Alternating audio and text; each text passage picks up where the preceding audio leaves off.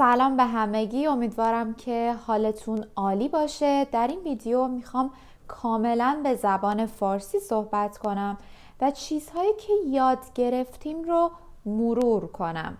امروز میخوام در مورد رنگ‌ها، آب و هوا، روز، میوه ها، خانواده و علاقه هام صحبت کنم و همچنین خودم رو معرفی کنم. خب بزن بریم.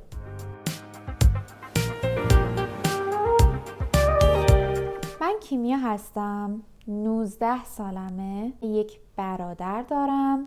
برادرم 16 سالشه. من یک مادر، یک پدر، 2 مادر بزرگ و یک پدر بزرگ دارم. من خاله، دایی و عموهام رو به همراه خانوادهشون خیلی دوست دارم.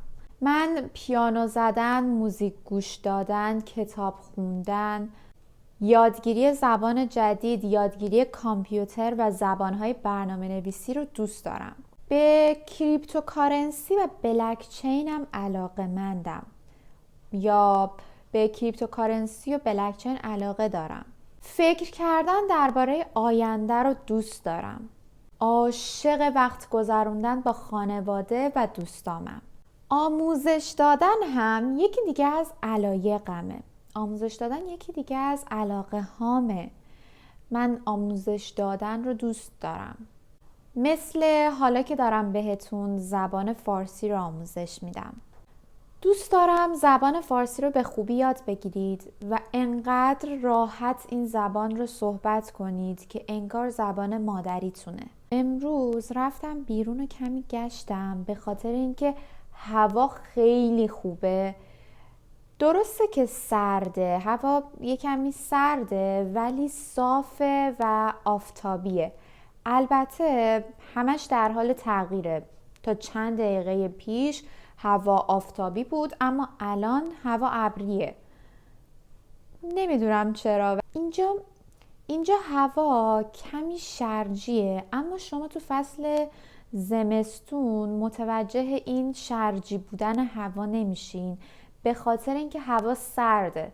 چون هوا سرده شما متوجه شرجی بودن هوا نمیشید. دیروز هوا سردتر از امروز بود و باد میوزید. خیلی سرد بود. احتمالاً طبق پیشبینی هواشناسی فردا هم مثل امروز خواهد بود.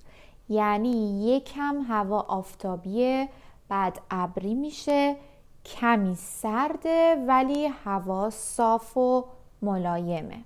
امروز سه‌شنبه است و فردا چهارشنبه است. روزهای چهارشنبه همونجوری که قبلا گفتم برای بچه ها خیلی روز خوشایند و خوبیه، به خاطر اینکه روز در طول هفته چهارشنبه آخرین روزیه که بچه ها میرن مدرسه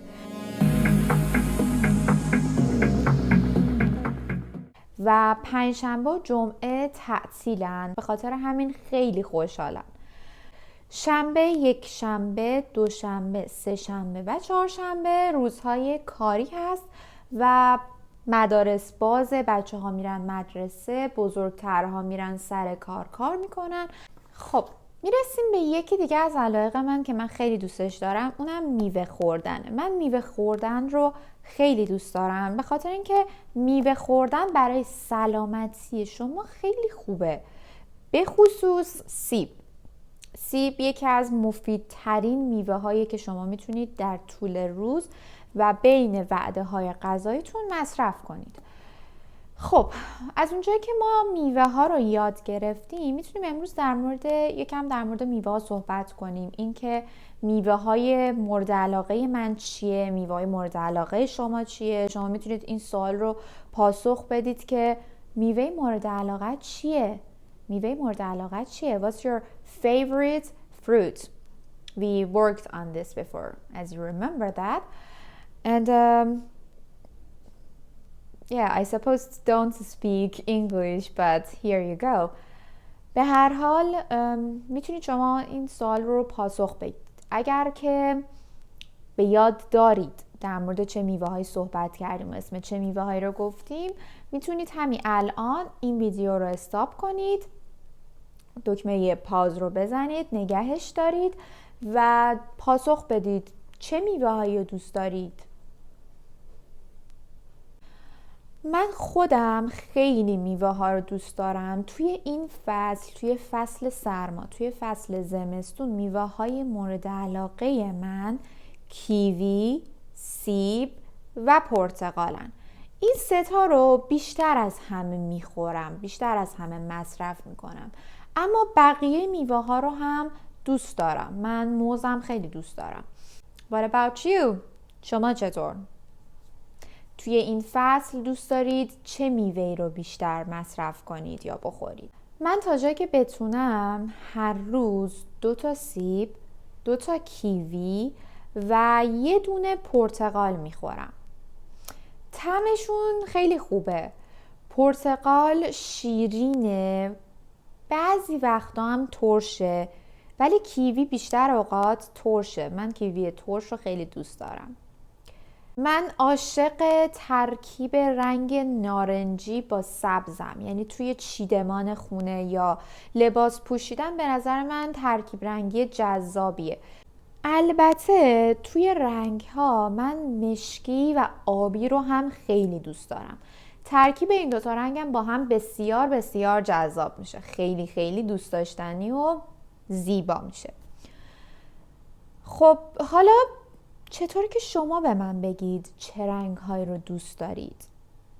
در مورد میوه‌ها صحبت کردیم که چه میوه‌هایی رو دوست دارید و من چه میوه‌هایی رو دوست دارم. حالا بیایید بهم بگید که چه رنگ‌هایی رو دوست دارید. ما در مورد رنگ‌ها خیلی وقت پیش صحبت کرده بودیم. آبی، سبز، صورتی، مشکی، سفید and so many more colors. حالا که شما دارید فکر میکنید چه رنگ‌هایی رو دوست دارید، بذارین بهتون بگم خانواده من چه رنگ‌هایی رو دوست دارن. مادر من مثل من همه رنگ‌ها رو دوست داره. منم همه رنگ‌ها رو دوست دارم، ولی بعضی رنگ‌ها رو بیشتر دوست دارم. پدرم رنگ زرد رو دوست داره و یه بافتنی دقیقاً مثل همینی که من الان پوشیدم به رنگ زرد داره که خیلی خوشگله و خیلی هم بهش میاد. زنموم رنگ کرم رو دوست داره. این رو میتونم از پافر کرم رنگی که بیشتر اوقات میپوشه بگم. جوهر خالم رنگ ارغوانی رو دوست داره. خالم، خاله من و زندایی من رنگ قرمز رو دوست دارن. رنگ مورد علاقه برادر من توسیه. برادر من رنگ توسی رو دوست داره. رنگ مورد علاقه مادر بزرگم فیروزه‌ایه. مادر بزرگم رنگ فیروزه‌ای و سبز رو خیلی دوست داره. به هر حال هر کسی یک رنگی رو دوست داره. میدونم که همه رنگ ها زیبا هستند و توی لباس، توی طراحی، توی فرش، همونجور که توی ویدیوی آموزش رنگ ها دیدین، بعضی ترکیب رنگی ها توی فرش خیلی خیلی زیبا میشه و توی دکوراسیون خونه هر جایی همه رنگ ها زیبا هستن، اما هر کسی سلیقه خودش رو داره و رنگ خودش رو. خب حالا میخوام کمی از سوالاتی که ممکنه براتون پیش بیاد رو جواب بدم. ما یاد گرفته بودیم که موقع احوال پرسی بپرسیم سلام، خوبی، چطوری، چه خبر؟ الان اگر شما از من بپرسید چه خبر، من در جوابتون میگم که درس میخونم، کتاب میخونم، استراحت میکنم، ورزش میکنم و به کارهای روزمرم میرسم. این میشه خبری که من دارم، کارهایی که من انجام میدم. پس وقتی ازتون میپرسن چه خبر، شما یا میتونید فقط بگین خبری نیست، اگر نمیخواید توضیح بدین میگین خبری نیست. ولی اگر بخواید جواب بدید، کارهایی که انجام میدید رو میگید. ورزش کردن، کتاب خوندن، رقصیدن، خوابیدن، خوردن یا هر چیز دیگه‌ای که دوست دارید و انجام میدید. و حالا من از شما میپرسم خودت چه خبر؟ ها از من پرسیدن که چرا داری زبان فارسی رو آموزش میدی؟ خودت فارسی زبانی و پیدا کردن کامیونیتی، پیدا کردن یک جمعیت و افرادی که بخوان فارسی یاد بگیرن شاید خیلی کم باشه و موفقیت تو خیلی کمتر باشه. به اعتقاد من، از نظر من، زبان فارسی یک زبان بسیار بسیار زیبا و جذابیه و دوست دارم افراد زیادی توانایی صحبت کردن به این زبان رو داشته باشن و بتونن به این زبان صحبت کنن یا متوجه بشن، حتی صحبت نکنن. این که من دارم صحبت میکنم یک مکالمه عادی و روزمره است، اما اگر شما بتونید زبان فارسی رو به خوبی یاد بگیرید و به خوبی درکش بکنید، خیلی خیلی چیزهای زیادی هست که میتونید یاد بگیرید. مهمترین چیزی اشعار فارسیه. به نظر من شعرهای فارسی فوق‌العاده‌اند. خیلی خوشحال شدم که باهاتون امروز به زبان فارسی صحبت کردم. میدونم که خیلی هاش رو متوجه شدید به خاطر اینکه با هم قبلا کار کرده بودیم و زبان فارسی به همین راحتیه، به همین آسونی و به همین زیبایی. امیدوارم که از این ویدیو لذت برده باشید. منتظر بقیه ویدیوها باشید. به زودی میبینمتون. خدا نگهدار. Aiming for the next big thing. I'll see you soon on the other side.